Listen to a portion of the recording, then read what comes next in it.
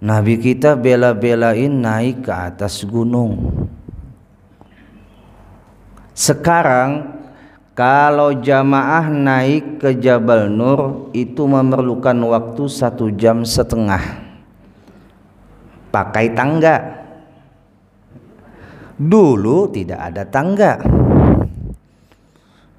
hanya bebatuan yang curam, yang runcing. Sedikit saja terpeleset kaki Nabi, jatuh dan akan mendapatkan kecelakaan yang sangat kronis.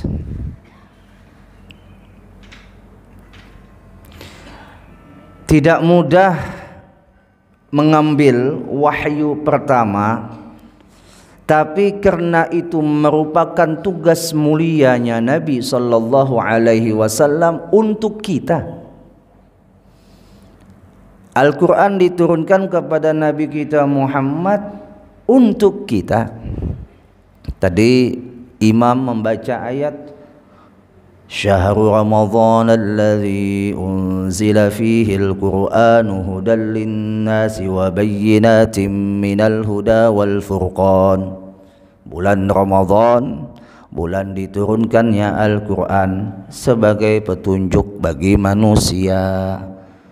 Kita ini bu, Mbak, munnya kada dapat petunjuk sasat. Jamaah, ada juga sudah petunjuk GPS, belum tentu akurat, ya kan?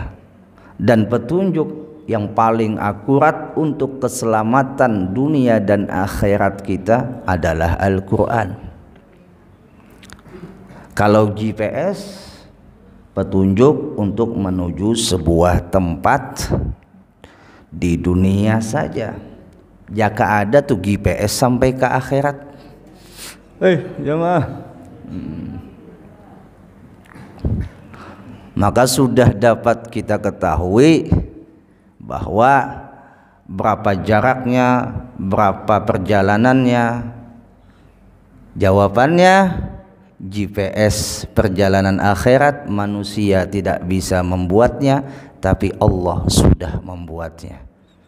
Di mana Allah buat GPS perjalanan akhirat? Di dalam Al-Quran, di dalam hadis Nabi tentang perjalanan. Umpama saja titian Siratal Mustaqim itu menaik 500 tahun, mendatar 500 tahun, menurun 500 tahun.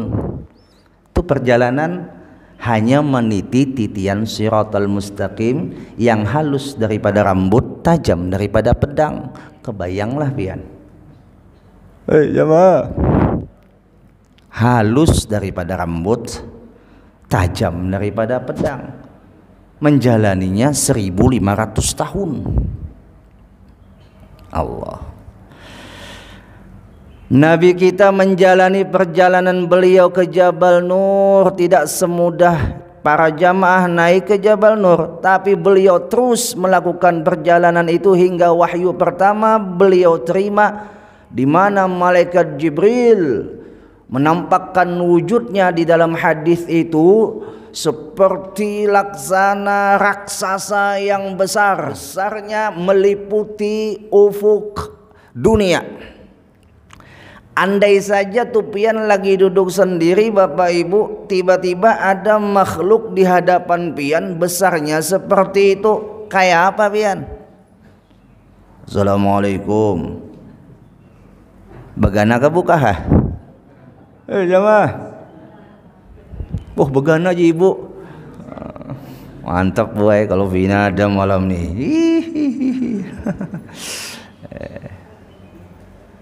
Bergetar Nabi kita. Jiwa beliau pada saat itu bukan saja badan, menggigil sampai kepada jiwa beliau. Dahsyatnya goncangan yang beliau hadapi pada saat itu pada diri beliau. Hingga malaikat Jibril mengatakan, "Iqra ya Muhammad." Baca wahai kekasihku Muhammad. Nabi kita menjawab, "Ma ana biqari'in."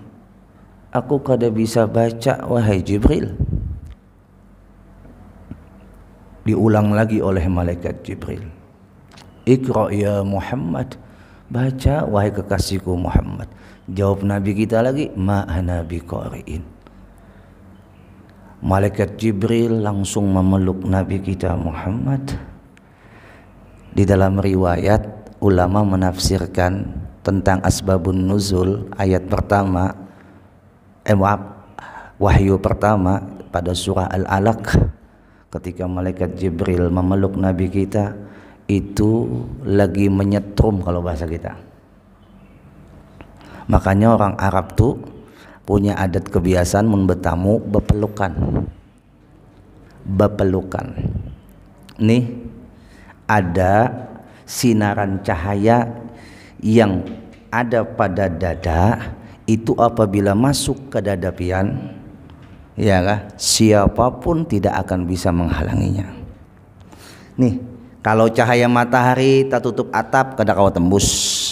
Tapi kalau cahaya yang ada pada dada orang yang luar biasa memiliki cahaya, ya kan? Masuk ke dada kita, masuk ke dada pian, maka cahaya itu yang membuat ilmu laduni, terbukanya hijab. Matahari itu munnya kada bercahaya, kada kelihatan.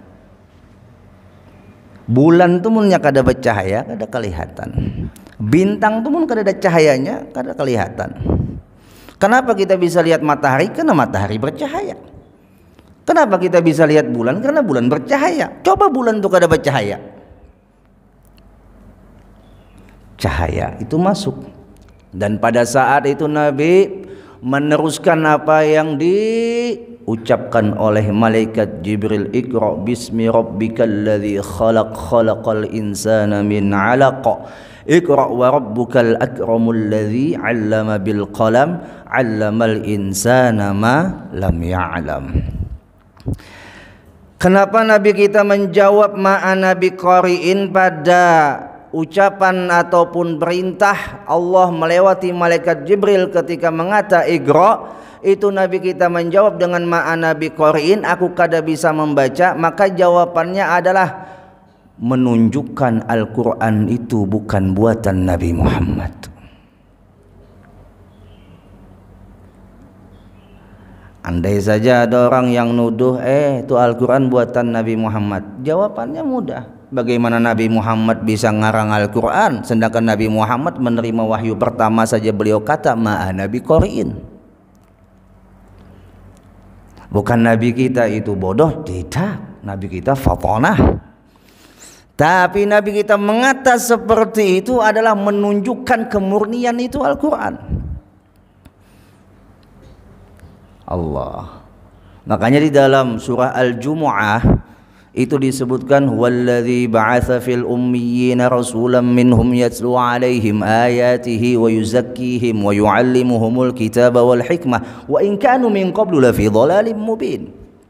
Dia rasul diutus di kalangan ummi, dan nabi pun disebut dengan nabiyil ummi.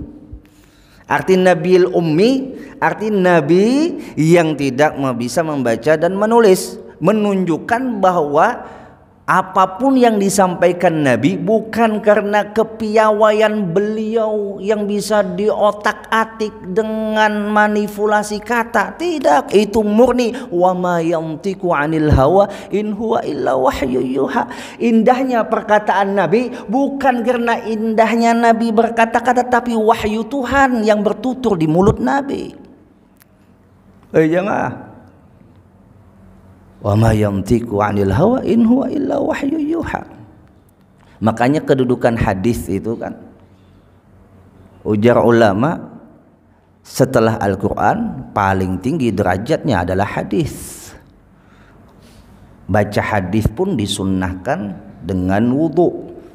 Tapi kenapa tidak diwajibkan seperti Al-Quran, Ustadz? Ya, jawabannya Rasulullah tidak pernah menetapkan, ya kah, dengan ucapan beliau bahwa ketika engkau menyentuh kitab hadis wajib berwudu, karena pada saat itu hadis tidak dibukukan, bahkan Al-Quran pun tidak dibukukan. Lalu kenapa Al-Quran menjadi kewajiban bagi kita untuk menyentuhnya harus dalam keadaan bersih daripada hadas kecil dan hadas besar? Jawabannya Al-Quran sendiri yang sudah menunjukkan hukumnya, la yamassuhu illal mutahharun. Jangan menyentuh ini Al-Quran kecuali dalam keadaan suci. Tapi bagi ulama-ulama kita yang ta'alluqnya kuat kepada Nabi, mereka pun menganggap dan meyakinkan di dalam hatinya dan mewajibkan kepada dirinya hadis yang mereka baca, kitab hadis yang mereka pegang, itu mereka wajibkan pada dirinya untuk berwudu. Imam Malik bin Anas, gurunya Imam Syafi'i, datang satu orang ingin belajar ilmu hadis, satu hadis saja. Wahai Imam, sampaikan satu hadis Nabi kepadaku. Orang ini udah jauh-jauh datang ke Madinah untuk bertemu dengan Imam Malik bin Anas, hanya ingin mengambil satu hadis daripada Imam Malik. Dijawab Imam Malik, tunggu sebentar, duduk pian di sini. Masuk Imam Malik ke dalam, bapak mandi. Setelah mandi, baharum-harum. Setelah baharum-harum, pakai baju yang bersih, yang rapi, pakai imamah, lalu baru menghadap. Ditanya oleh si murid, wahai Syekh, aku cuma minta satu hadis, kok kamu repot sekali? Pakai mandilah, pakai baju yang baguslah, pakai imamah, pakai wangi-wangian. Jawaban Imam Malik, yang kusampaikan ini adalah kalamnya Nabi. Allah. Nih, hati mereka para imam yang luar biasa itu memiliki kehebatan ta'alluq, hubungan kepada Nabi. Allah, sehebat apapun kita baca Quran, sehebat apapun kita sembahyang, mun hati kita meremehkan ibadah itu, menyepelekan itu Al-Quran, maka tidak akan mendapatkan barokahnya. Bahkan bisa jadi hujjatun alaik. Apa hujjatun alaik? Jadi laknat baginya, jadi laknat bagimu. Karena Al-Quran itu disebut Nabi, imma hujjatun lak wa imma hujjatun alaik. Al-Quran itu bisa lil manfaah, itu menjadi manfaat buatmu, bisa juga menjadi mudarat buatmu. Manfaat bagi siapa? Bagi yang ketika dia membacanya penuh dengan ta'zim, penuh dengan pembesaran di dalam hatinya. Yang kubaca ini kalam siapa? Allah. Kada sembarangan baca Quran nih, kada baca Quran ya Allah. Ya kah sudah selawar handap, tak buka aurat, kada baju, baudu kada pulang. Ya Allah.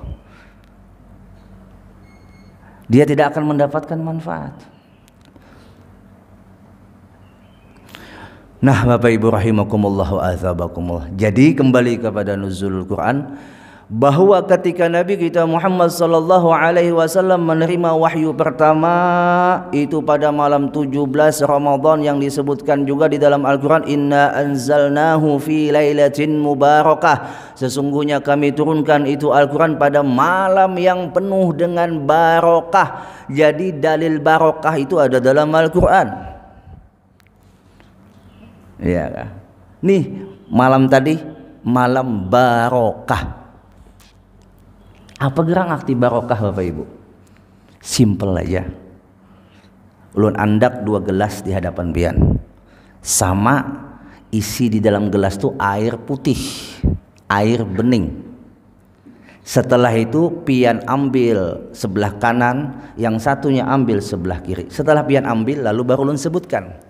Ujar ulun, yang pian pegang tuh air zam-zam Pak. Yang pian pegang tuh air biasa. Apa yang terjadi? Yang terjadi orang yang mengambil air zam-zam dia penuh dengan rasa syukur. Ya Allah, alhamdulillah dapat zam-zam. Yang satu, maruginya aku, jatah aku milih yang itu, nyata zam-zam. Nah, pertanyaannya apa? Pertanyaannya itu kan sama banyu putih. Kok kenapa yang satu merasa syukur, yang satu merasa rugi? Jawabannya, yang satu airnya barokah, yang satu airnya biasa. Padahal sama pada banyu. Jamaah, itu namanya barokah. Santri mondok duduk di hadapan guru, ngambil ilmu di depan guru, dia catat itu pelajaran, dia ujian jawab itu ujian dengan benar. Tapi keluar dari pesantren beda-beda hasilnya. Padahal gurunya sama, ilmunya pun sama. Yang membedakan apa? Barokahnya. Pian makan nasi sekeluargaan, di situ bini pian, anak pian, ya kah? Bagi ibunya suami pian, Bu. Ya kah? Makanan yang sama, menunya sama, lauknya sama, yang menjadi beda itu nasi, itu makanan, itu minuman adalah keberkahannya. Ketika yang satu makan dengan babacaan, ya kah? Dia makannya dengan penuh adab. Makanya kan Nabi menyuruh makan itu dengan adab. Bahkan di pesantren itu Bapak Ibu diajarkan kami ketika menghadapi makanan itu jangan memakai baju yang terbuka aurat. Kenapa? Ketika kita beradab waktu makan, maka yang masuk itu pun akan menjadi sebuah keberkahan. Karena itu akan menjadi darah daging. Akan menjadi darah daging. Makanya kalau kita makan yang halal saja kada cukup, harus kita tambah dengan keberkahan. Makanya disebut halalan thayyiba. Halal lagi barokah. Thayyiba itu bermakna barokah. Nah, jadi begitulah ketika diturunkan Al-Quran di malam yang penuh barokah. Itu wahyu yang pertama 17 Ramadan. Jadi Quran itu diturunkan dengan 3 tahapan. Tahapan pertama adalah Allah turunkan dari Allah secara jumlatan wahidah, secara utuh dari Al-Fatihah sampai An-Nas itu ke Lauhil Mahfuz Allah turunkan. Bal huwa Qur'anun majidun fi lauhin mahfuz dalam surah Al-Buruj. Nah, dari Lauhil Mahfuz Allah turunkan lagi ke langit pertama atau disebut dengan mawaqi'un nujum. Fala uqsimu bimawaqi'in nujum. Itu secara utuh pula. Jadi Al-Quran diturunkan pada malam Lailatul Qadar yang disebutkan di dalam Al-Qadar, surah Al-Qadar, inna anzalnahu fi Lailatul Qadar, adalah Al-Quran yang diturunkan secara utuh.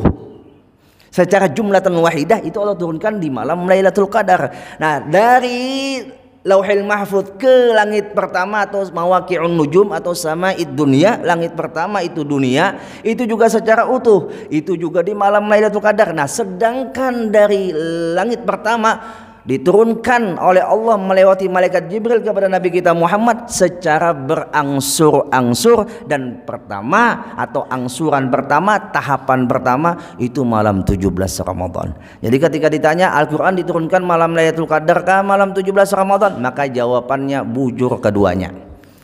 Yang diturunkan di Lailatul Qadar Al-Quran itu adalah Al-Quran yang jumlatan wahidah.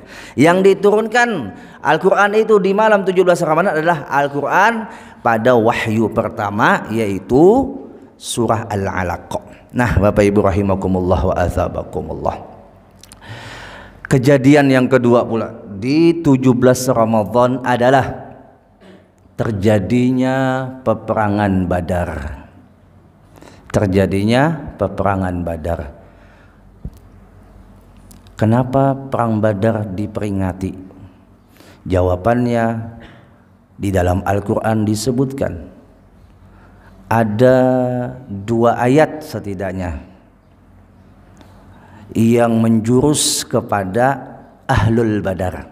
Pertama, di dalam Al-Quran Allah Jalla wa'ala menyatakan dalam firman mulianya, walaqad nasarakumullahu bi badrin wa antum adhillah, dan sungguh kami telah menolong kalian Ahlul Badar.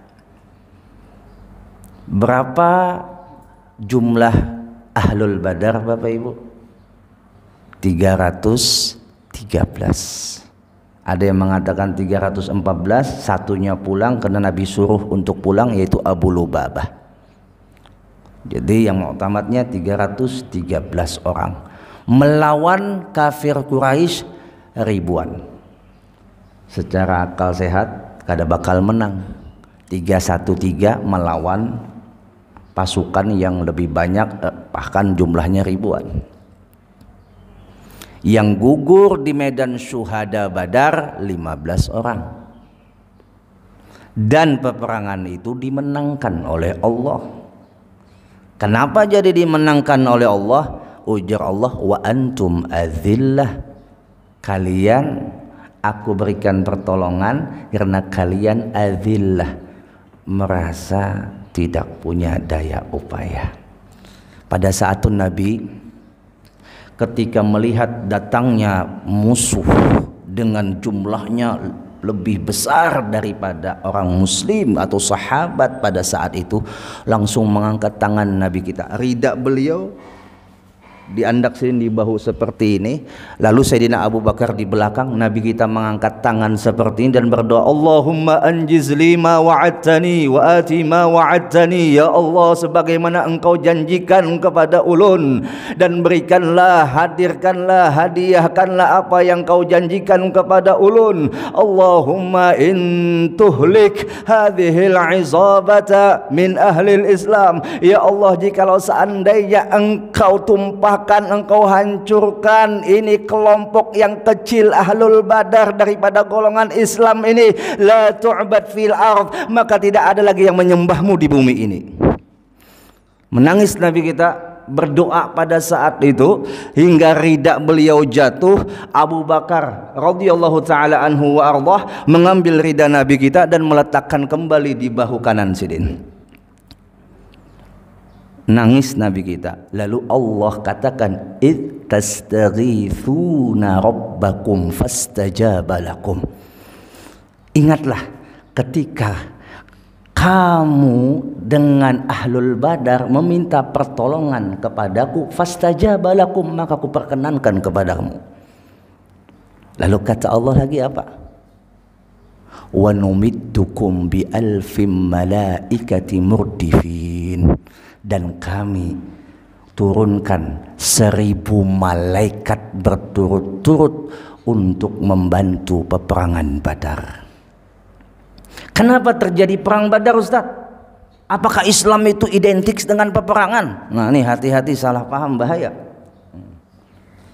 Perang Badar itu terjadi sebabnya adalah ketika orang muslim yang dari Mekah ingin keluar ke Madinah, hartanya habis dirampas, perempuannya diperkosa oleh kafir Quraisy. Penjajahan yang jelas-jelas lebih kejam daripada penjajahan Belanda dan Jepang pada saat kita mendengar cerita tentang penjajahan di negara kita. Kalau ada orang yang anti mendengar cerita perang Islam, maka jangan pernah juga baca tentang peperangan kemerdekaan. Betul atau tidak? Karena pada satu posisi Nabi kita dengan orang Islam, para sahabat dijajah. Bukan Nabi kita yang memulai peperangan. Ini dikit-dikit kalau dengar cerita perang, wah bahaya nih, teroris. Jangan. Allah. Nah pada saat itu Allah mengizinkan Nabi kita untuk mengambil hak itu kembali. Sehingga terdengarlah ada kelompok orang kafir Quraisy dari Syam ingin kembali, pasti melewati Badar, di mana dipimpin oleh Abu Sufyan pada saat itu. Lalu Nabi kita dengan sahabat berangkat untuk mengambil hak secara baik-baik. Tapi kenapa mereka malah membawa pasukan dengan ribuan? Nabi kita baik-baik, tapi malah mereka membawa pasukan ribuan. Sehingga Nabi kita berdoa seperti yang tadi disampaikan. Kaget, Nabi kita cuma bawa 313. Ya kah? Allah. Pada saat itu Bapak Ibu, saking kejamnya orang kafir Quraisy tuh, apabila orang Madinah masuk ke kota Mekah, hartanya dirampas, perempuannya diperkosa. Bahkan apabila tidak menyerah, dibunuh di tempat. Allah. Dicincang dan dimutilasi. Kenapa? Dulu nggak ada bom dan tidak ada juga yang namanya syariat jihad pakai bom itu, wala'iyadzubillah. Itu orang yang kepleset dalam memaham konteks jihad. Hati-hati, kalau dengar jihad lalu aja pikirannya harus bom bunuh diri. Naudzubillah, salah besar. Di zaman kita saat ini jihad yang paling utama adalah jihad mempertahankan kemerdekaan, jihad mengisi kemerdekaan, bukan jihad untuk menghancur kemerdekaan. Itu posisi kita sekarang. Ya, Apalagi ada orang yang belajar jihad kebetulan perlu duit, lalu diiming-imingi duit, kamu belajar jihad, kamu punya hutang banyak kalau lawan si fulan. Nah kayak ini aja, daripada ikam 7 turunan nanggung hutang, baik ikam jihad masuk surga karena anak bini ikam kami yang bayar hutang. Nah ini yang terjadi, orang-orang yang kepleset pikirannya karena diiming-imingi duit, karena diiming-imingi hadiah. Kenapa pian jadi tahu Ustadz? Itu Bapak Ibu, kami dulu di Hadramaut pernah ada ijtima seluruh mahasiswa santri Indonesia se-Yaman, bukan se-Hadramaut, se-Yaman. Ada ikatan pelajar Yaman Indonesia. Pada ada satu pelajar dari Yaman Utara, bukan dari Hadramaut. Hadramaut Yaman Selatan. Ya, dari Yaman Utara. Sudah isyraq jadi sembahyang? Haram hukumnya sembahyang kalau belum isyraq? Belum kah? Oh.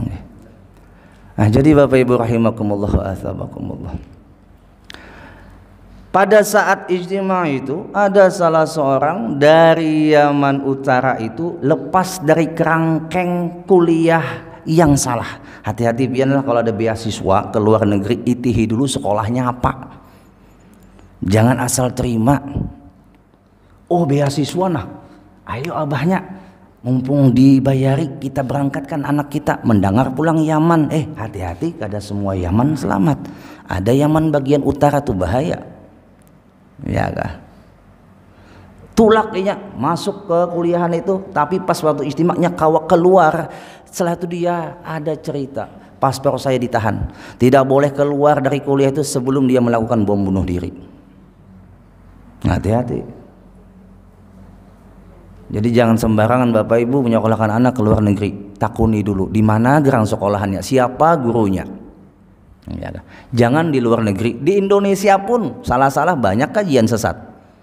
Contohnya dulu ada Mossadegh, ada siapa lagi, Lia Eden. Salah-salah termasuk juga yang pondok pesantren yang sesat. Dulu kan ada, tidak sudah disebutkan lah, pondok pesantren sekarang tutup sudah. Yang sekarang salah satu pengajarnya masuk ke agama Kristen yang menghina dan bahkan melecehkan Al-Quran, viral ya kan? Hati-hati, kada semua pondok pesantren juga yang mengajarkan tentang keselamatan akidah. Jadi iti betakun dulu. Jangan tergiur dengan mewahnya, jangan tergiur dengan fasilitasnya. Jangan dulu Bapak Ibu, lihat dulu siapa pengajarnya, siapa.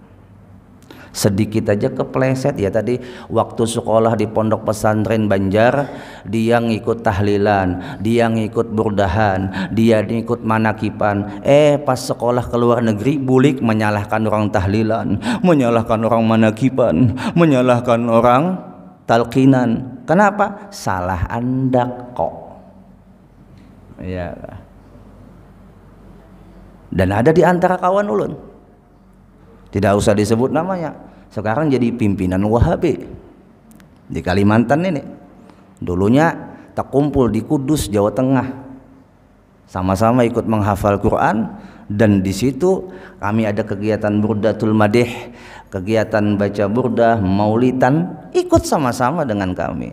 Setelah keluar negeri di tempat yang salah tadi, bulik langsung menyalahkan orang tahlilan, mengharamkan orang talqinan, mengharamkan orang maulidan.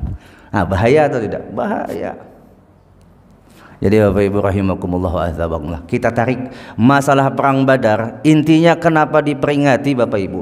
Karena Rasulullah itu secara khusus memuliakan orang Badar, memuliakan sahabat yang ikut perang Badar. Ketika satu majelis di situ terhimpun para sahabat, ada seorang sahabat daripada golongan Ahlul Badar terlambat datang, ingin masuk ke dalam, dan ketika itu para sahabat yang lain duduknya berbesar-besar. Tahu berbesar-besar lah Bu? Nah, apa jurang itu duduknya balu luas sehingga tempat yang tadinya masih muat jadi kada muat. Okay. Lalu Nabi mengatakan, tolong sahabat, kasih tempat nih, ada sahabat dari golongan Ahlul Badar. Pada saat Nabi kita mengucapkan itu, ada sahabat dalam hatinya menggerutu, alah Nabi, kan sama aja kami dengan bubuhan sahabat yang ikut Ahlul Badar.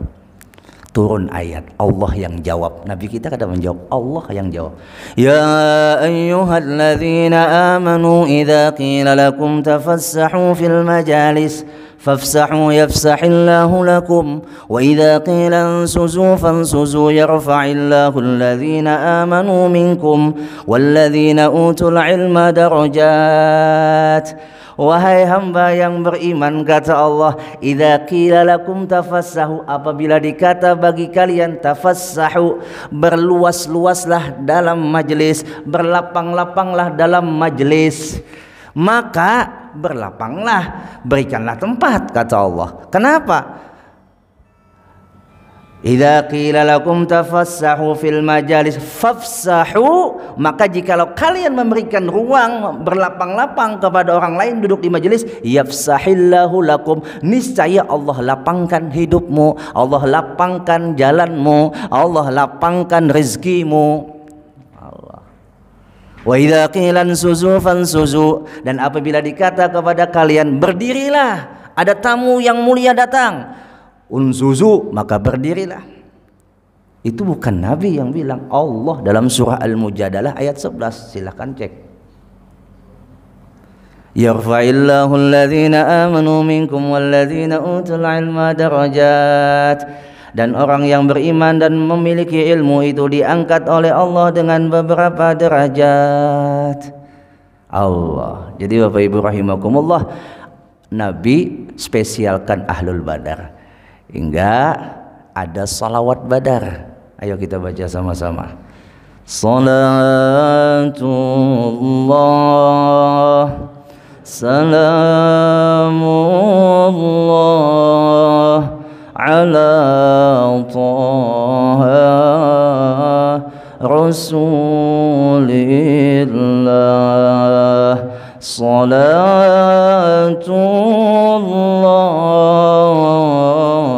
salamullah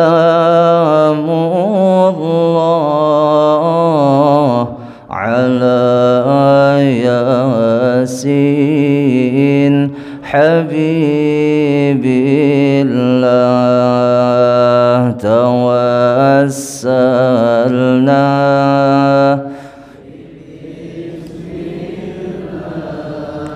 wabilhadi Rasulillah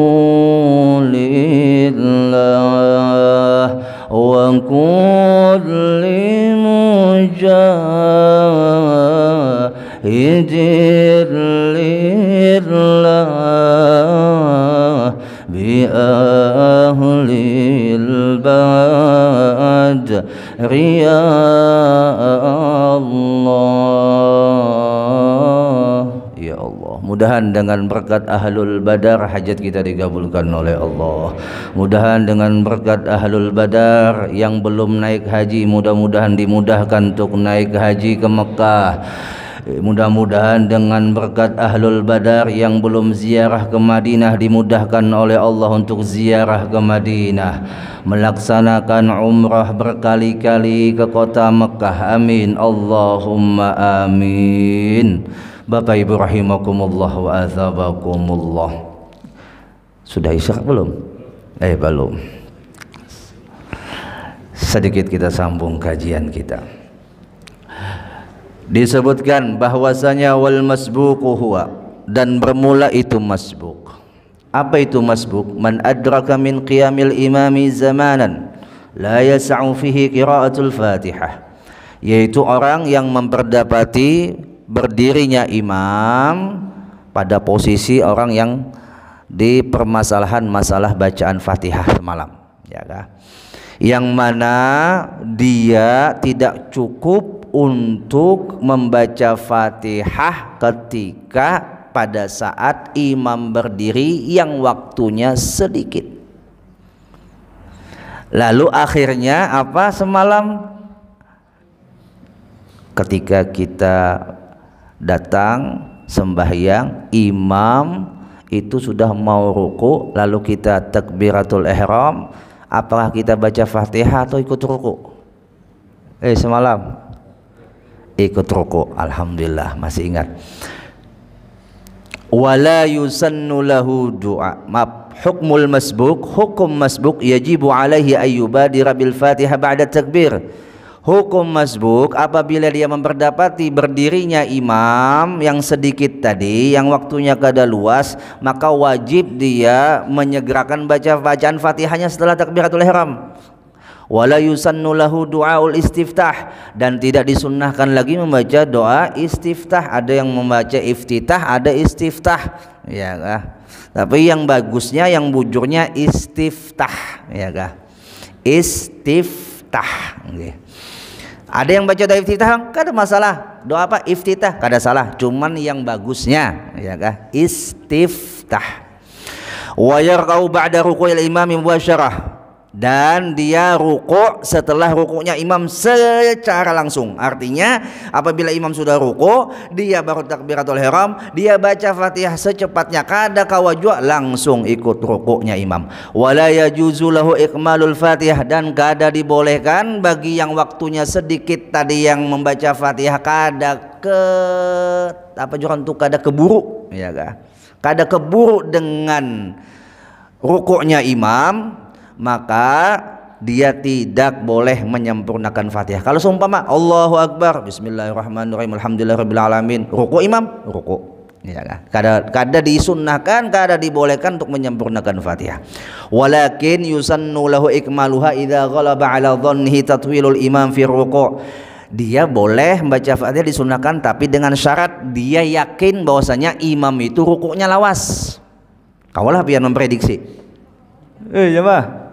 Amunnya kada kau memprediksi, berarti kita kada kau meyakinkan rukunya imam itu lawas. Artinya amunnya rukunya imam lawas, kita kau masih baca Fatihah, iya kah? Boleh kita baca Fatihah, iya kah? Menyempurnakannya. Tapi kalau ruku imam itu kada lawas, ataupun kita kada kau memprediksi, cepatlah kita mengikuti rukunya imam. Kenapa? Kalau imam itu bangkit dari ruku, maka masbuk, iya kah? Maka masbuk.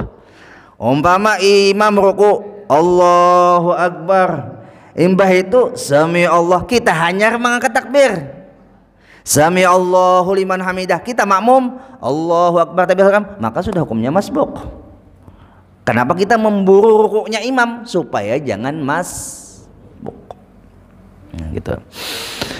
Lalu lagi disebutkan, wa inishtaghala al-masbuqu bi du'ail istiftah wajaba alaihi al-baqa'u qa'iman li qira'atil Fatihah bi qadri ma qara'ahu min du'ail istiftah. Nah ini nih yang diantara kita kadangkala sudah terbaca doa istiftah tadi, doa iftitah tadi atau istiftah tadi. Imam ruku, kita kebiasaan membaca doa istiftah, kebiasaan, ya kah? Allahu Akbar, lalu kita baca Allahu Akbar kabira walhamdulillah katsira, terbaca dah nih, ya kah? Terbaca. Maka menurut hukum fikih, apabila dia membaca doa istiftah harusnya membaca Fatihah. Lalu Ustaz kayak apa? Mun imam sudah ruku, maka dia memperdapati konsekuensi untuk mendapatkan masbuk. Jadi apabila dia baca doa istiftah, ya kah? Maka hitungan inya membaca Fatihah selama mikdar ukuran bacaan istiftah. Kalau istiftah itu kira-kira sekitar 2 menit, maka dia baca Fatihah itu hitungan 2 menit sampai ihdinas siratal mustaqim masalan, dia ruku, ya kah? Mikdar itu hitungan Fatihah itu panjangnya sama dengan doa istiftah. Kalau yang baca cepat, insyaallah terpenuhi, ya kah? Tapi ya tadi apabila imam sudah ruku, ternyata dia kada ingat kebiasaan baca doa istiftah, Allahu akbar kabira walhamdulillah katsira subhanallah bukratan wa asila, padahal kada disunnahkan nih terbacanya, maka konsekuensinya dia harus baca Fatihah. Konsekuensinya dia harus baca Fatihah. Kenapa? Karena inya membaca yang sunnah, mengabaikan yang wajib, iya kah? Maka apabila dia membaca yang sunnah, harus juga dia membaca yang wajib. Fatihah kan wajib. Nah, itu konsekuensinya lah kalau terbaca doa istiftah tadi. Nah, sekedar hitungan doa istiftah. Fa illam yabqa qa'iman wa raka'a mubasyaratan batalat salatuh. Maka apabila dia membaca doa istiftah langsung ikut ruku, tapinya kada baca Fatihah, batalat salatuh, batal sembahyangnya. Batalat salatuh, batal sembahyangnya. Allah. Nah ini harus kita perhatikan masalah ketika kita mengejar rakaat imam. Ya Allah. Ya, yang namanya masbuk ya kah? Konsekuensinya pertama kada sempurna dapat pahala jamaahnya.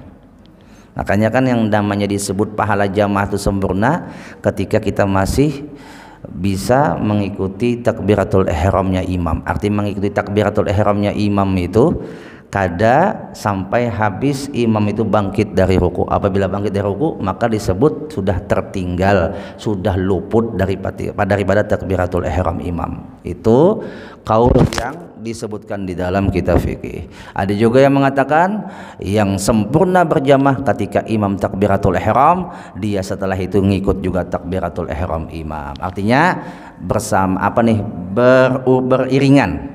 Itu sempurna jamaah. Seperti kayak pian sholat arba'in di Madinah. Ada yang masih ingat arba'in di Madinah? Sholat 40 waktu di Masjidin Nabawi. Apabila masbuk dihukum batal urutan 40 waktunya. Ya kan? Kenapa? Karena kada sempurna pahala jamaahnya apabila masbuk kok. Kada sempurna. Apabila dia memperdapati sholat arba'in di Masjidin Nabawi, apa ujar Nabi? Bari'um minan nifaq wa bari'um minan nar. Ya kan? Bara'atum minan nifaq wa bara'atum minan nar. Terlepas daripada sifat munafik dan terlepas daripada siksa api neraka. Makanya orang ngejar kan paket arba'in ya. Nah, artinya paket 40 waktu berjamaah di Masjidin Nabawi. Jadi 40 waktu itu berapa hari? 8 hari. 5 kali 8 40 ya Allah.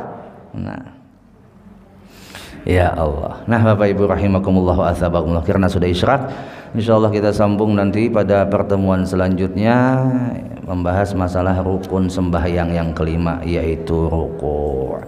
Minta halal, minta ridha zahir dan batin. Mudah-mudahan sedikit manakib daripada nuzul Quran dan juga sedikit manakib daripada ahlul badar kita diikatkan oleh Allah rohani kita kepada mereka, kepada Nabi kita Muhammad. Orang yang tidak melupakan sejarah adalah orang yang memang cinta kepada yang ada di dalam sejarah itu. Siapa yang ada di dalam sejarah itu? Kekasih kita Nabi Muhammad. Siapa yang ada di dalam sejarah yang kita baca tadi? Adanya para sahabat yang berjuang untuk menegakkan iman dan Islam sehingga kita mendapatkan iman dan Islam tanpa susah payah. Mereka mendapatkan iman Islam bukan saja harta, nyawa jadi taruhan. Alhamdulillah kita hidup di era yang dimana kita diberikan iman dan Islam tanpa susah payah. Tinggal kita rawat, tinggal kita jaga iman dan Islam kita, mudah-mudahan sampai wafat husnul khatimah. Amin. Allahumma amin. Al-Fatihah. A'udzubillahi minasyaitonir rajim. Bismillahirrahmanirrahim. Alhamdulillahirabbil alamin. Arrahmanir rahim. Maliki yaumiddin. Iyyaka na'budu wa iyyaka nasta'in. Ihdinas siratal mustaqim. Siratal ladzina an'amta 'alaihim ghairil maghdubi 'alaihim waladdallin. Amin. Amin ya rabbal alamin. Bismillahirrahmanirrahim. Alhamdulillahirabbil alamin. Allahumma shalli wa sallim ala sayyidina Muhammadin al-amin wa ala alihi wa sahbihi wa barik wa sallim ajma'in. Allahumma shalli wa sallim ala sayyidina Muhammadin salatan analu bi sirriha hifdzal Qur'an wal 'amala bih. Allahumma ij'alil Qur'ana lana fid dunya qarina wa fil القبر مونسا وفي القيامة شفيعا وعلى الصراط نورا ومن النار سترا وحجابا وإلى الجنة رفيقا. اللهم اجعل بكل حرف من القرآن حلاوة وبكل آية سعادة وبكل سورة سلامة وبكل جزء جزاء. وصلى الله على سيدنا محمد النبي وعلى آله وصحبه وسلم. الحمد لله رب العالمين. تقبل الله منكم.